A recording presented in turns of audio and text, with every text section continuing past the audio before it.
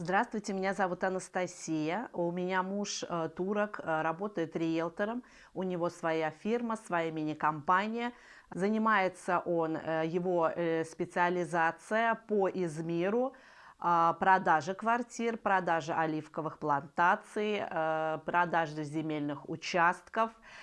Очень много приходит мне писем на почту, на электронную от подписчиков. Спасибо вам, что вы пишете, что вы мне доверяете. Письма в основном приходят о каких-либо маленьких проблемах или недоразумениях, которые произошли с ними в Турции, либо в основном по аренде квартиры. Но муж не особо занимается арендой квартир. Очень загруженный график, он очень много работает.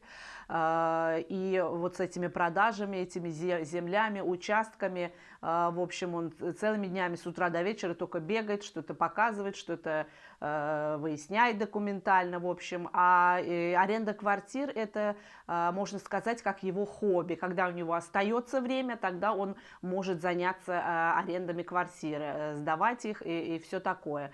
Поэтому, к сожалению, я не всегда могу в этом вопросе вам помочь.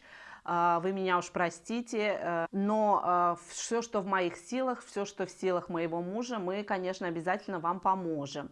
Канал это тоже просто мое хобби, просто мое увлечение, так как я на данный момент я педагог-психолог, семейный психолог, я сейчас и в дальнейшем, возможно, здесь уже не буду работать по своей специальности, сижу с детками дома, и поэтому решила открыть свой канал и делиться своими знаниями, своей жизнью в Турции, потому что Турцию я очень люблю и хочу, чтобы люди посмотрели ее, конечно, с положительной стороны. А то в интернете я очень много вижу негатива про Турцию.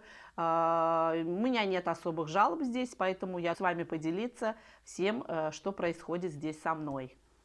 Так вот, ко мне недавно пришло письмо тоже от подписчицы. Ее встал такой вопрос, сейчас я вам зачитаю. Здравствуйте, Анастасия. Подскажите, пожалуйста, как нам быть? Мы сняли квартиру на 1 год, прожили там 4 месяца, но нам срочно нужно было уехать в Россию, потому что у меня, к сожалению, умер папа. Но при заключении договора мы спросили у риэлтора, если вдруг выйдет такая ситуация, мы немножко предвидели, потому что папа у нас уже болел, какие последствия будут. На что он нас заверил, что нет никаких проблем.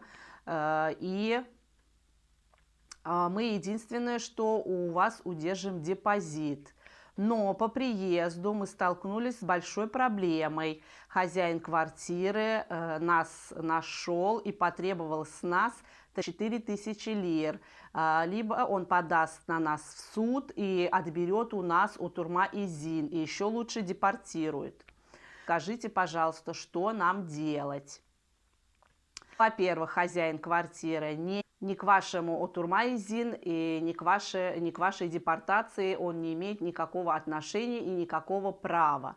Во-первых, это зависит от договора, что именно в договоре было прописано и что вы именно подписывали, на что вы договаривались. Если вы подписали договор на 1 год, то хозяин квартиры при подаче в суд обязательно выиграет на 90%. Но при этом вы не лишитесь своего турмаизин, и у вас не будет депорта. Он никакого права в этом не имеет. Второе. Откуда взялась эта сумма 4000? Допустим, вы сняли на год, прожили 4 месяца, и за 6, ну явно там 4000 не выходит. Это нужно уточнить. В-третьих, если вы договариваетесь с хозяином, заключаете договор, обязательно вы должны посмотреть, что там прописано.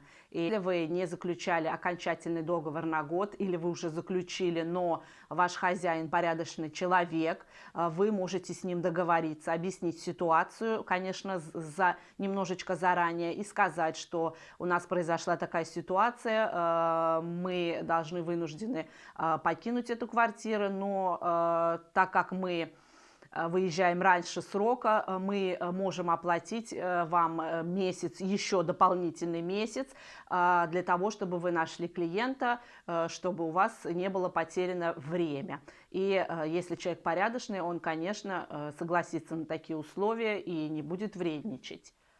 Депозит берется у клиентов для гарантии хозяину. Когда вот сумма, вот, например, у нас заранее взяли $500, хозяин ее держит до тех пор, пока мы отсюда не выйдем. Для чего это делается? Делается для того, что когда вы покинете квартиру, придет риэлтор либо хозяин и будет обсматривать всю квартиру. Если он найдет какие-то поломки, какие-то неисправности, он будет высчитывать с этого депозита. Если вы выехали и у вас в идеальном состоянии дом и все в порядке, и риэлтор вам обязан, хозяин вам должен отдать депозит. Он не имеет права его удерживать. Обязательно при составлении договора, допустим, на год, вы должны уточнить там пункт, что при необходимости вы можете выехать с этой квартиры по окончании ее срока.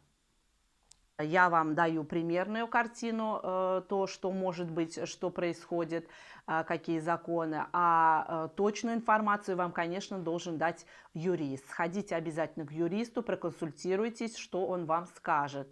Было полезно это видео, обязательно подпишитесь на мой канал и обязательно поставьте лайк.